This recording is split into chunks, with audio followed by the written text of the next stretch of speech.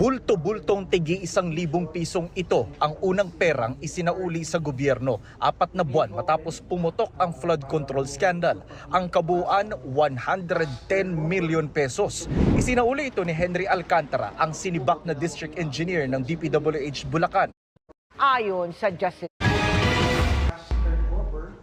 Ang bulto-bultong tigi 1,000 pisong ito ang unang perang isinauli sa gobyerno 4 na buwan matapos pumutok ang flood control scandal. Ang kabuuan 110 million pesos.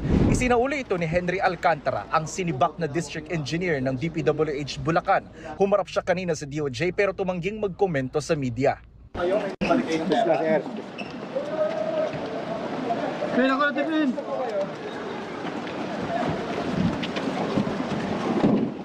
Maayos naman po siya, in high spirits kasi nga excited din siya na ibalik talaga itong perang to kasi nga parang sabi niya ito na lang ang matutulong niya para sa bayan.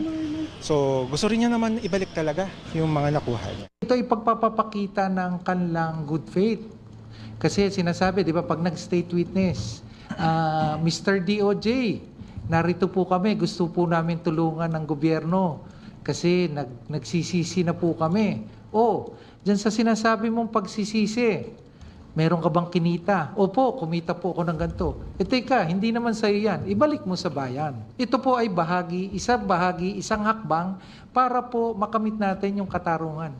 Kasi ang pagbabalik ng nakaw na pera o perang hindi kanla, pera po natin to eh. This is recovery of the people's money.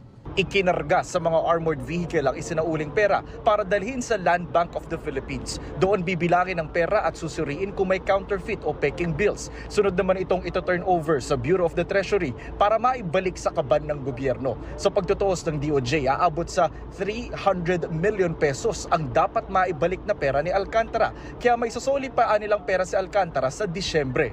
Pag sinabi niya, halimbawa, nag-deliver ako ng ganito, diba? Nag-deliver ako ng total na 1 billion pesos.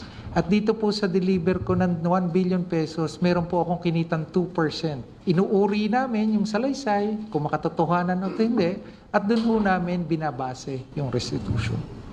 Ayon sa DOJ, magsasauli rin ng pera si dating DPWH Undersecretary Roberto Bernardo na aabot sa 1 bilyong piso. Sina Bernardo at Alcantara ay provisionally admitted na sa WPP o Witness Protection Program.